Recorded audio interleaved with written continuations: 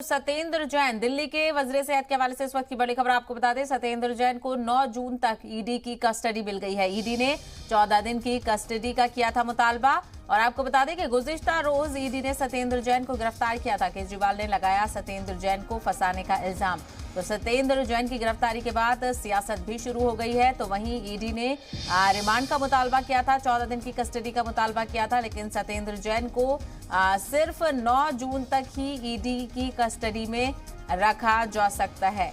यानी 9 दिन की कस्टडी उनको मिली है। आज 31 मई है, 9 जून तक ईडी की कस्टडी में रहेंगे सत्येंद्र जैन। हालांकि ईडी ने 14 दिन की कस्टडी का मुतालबा किया था। आपको बता दें कि गुज़िश्ता रोज ईडी ने कार्रवाई करते हुए सत्येंद्र जैन को गिरफ्तार किया था। मनी लॉन्ड्रिंग का पूरा मामला है जिसमें सत्येंद्र जैन की गिरफ्तारी की गई है। हालांकि केजरीवाल सरकार का कहना है कि उनकी जो हुकूमत है वो बदउनवानी बर्दाश्त नहीं करती है। तो ऐसे में जो सत्येंद्र जैन है उनको फंसाया जा रहा है।